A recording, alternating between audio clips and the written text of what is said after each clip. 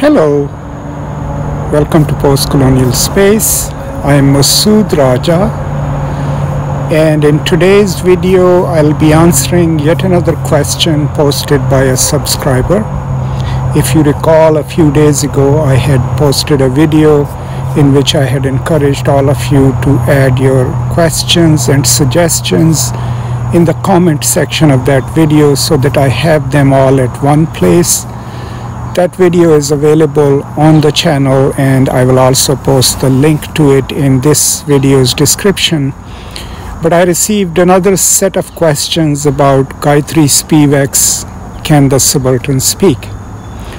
Now please bear in mind that I have a whole playlist on this particular essay of Spivak where I have recorded about 5 lectures on it, where I've done almost line-to-line reading of the text. But these questions, interesting as they are, were basically, first of all, what is she responding to in her response to Foucault and Deleuze? Why does she go to Derrida? And 3, how does she read the Subaltern Studies project? And I think another part of the question was, why does she go to the story of Bhagwanswari towards the end? Now, if you're interested in my detailed take on this, I highly recommend the playlist and watching the videos sequentially from 1 to 5. But to answer these questions briefly, first of all, this is Can the Subaltern Speak is a response essay. It was written in response to certain claims that Foucault and Deleuze make in an interview in 1975. That interview is available online. I'll post a link to it, and it's called Intellectuals and Power. And in that interview, there is a moment where Deleuze basically asserts that representation has withered away, and hence the figure of the intellectual has become transparent because people know what they want, and so the intellectual, instead of representing them, works as a relay. And while talking about the global division of labor, which they don't mention, but about workers' rights and prisoners' rights, these two intellectuals also take up a universalist persona, a persona not accustomed to the global division of labor and not aware that people's experiences everywhere in the world could be different and cannot be equated with the subject of Europe. So if you recall, Spivak's essay starts with that there is a lot happening in the critique of the central subject, which is Foucault and Deleuze, right? Foucault especially discussing the impossibility of the centered human subject, right? But in the process of this critique, what Spivak is saying is that a new subject emerges, and that is this subject of Europe. A subject who can think the world purely assuming that what's happening in Europe, or whatever the material reality exists in Europe, is universal. That is what she is critiquing about the two intellectuals' stance. That they forget about this other. So her strategy is, okay, if the subalterns can't speak, let us first figure out who is the ultimate subalternized subject. And for her, it is the female subject who is part of the urban sub-proletariat in the post-colonies. So it's a sub-proletariat subject, a subject who is not even part of the proletariat. That means they don't have any political rights or political consciousness. And it's a female subject. So she's saying, let's see if this subject can speak for herself and can render the intellectual transparent in the process. And if we can prove that, then Foucault and Deleuze are right. Right? So through the essay then, she first goes to Marx to teach us about how Marx theorizes class. She teaches us that there are two kinds of representations. One is, of course, a pictorial or artistic representation, and second is standing in for. And what she's saying is that Foucault and Deleuze, when they talk of representation, they don't distinguish between the two. And then she tells us about the global division of labor, right? Where most labor-intensive jobs have gone to the former colonies, in her case to India.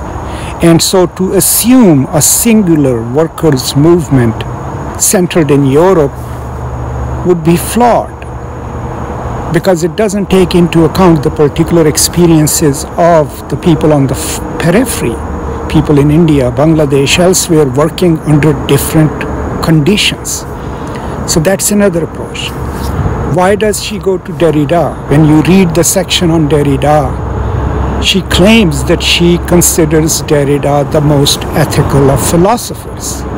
And the reason she is going to Derrida is because she says that in Derrida's work, in his oeuvre, the question of the other is always foregrounded. Derrida will not make the mistake of thinking that the European experience has automatically been universalized.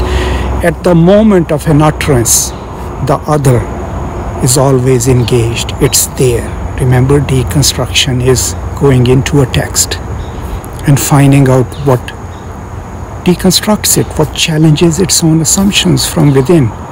And that's the sign for Derrida is differential and not substantial. By that, what we mean simply in Saussurian linguistics is that's the sign, the meaning of it is determined by what's outside of it. So for Derrida then, the question of the other doesn't need to be invoked, it's always there. And hence the kind of philosophy Derrida does would account for the figure of the subaltern, for those outside the dominant signification processes. That's why she goes to Derrida. And then when she gives us the example of Bhagwanswari, what she is saying is, okay, let me take you to the Indian history, the story of this woman who had been given the task to assassinate someone. She cannot do that. She doesn't want to do that. So she kills herself. But she kills herself when she's mensurating, so that no one can read her death as a case of illicit love, so that they know that she must have had some other reason to commit suicide. That proclamation, that speech by this woman through her death, what Spivak is saying is that even her own relatives misread that. When she went and asked them, they read it as, oh, it was a case of illicit love. That is where in the original essay she says the subaltern cannot speak, right? There is no need of global laundry list. These are the last paragraphs. And the post-colonial intellectual representations has not withered away, and the post-colonial intellectual will disavow it at her own risk, right? So what she is saying there is that there is a need for representation in solidarity with the subaltern groups. And we cannot assume that people can speak for themselves. That is overall the general crux of the essay. Now, of course, there are critiques of the essay. Bhagwanswari herself was not a subaltern subject. She was from the Indian middle class. And she has answered those objections in her book, where she revises Can the Subaltern Speak, right? In her critique of post-colonial reason. And I highly recommend that you should read it.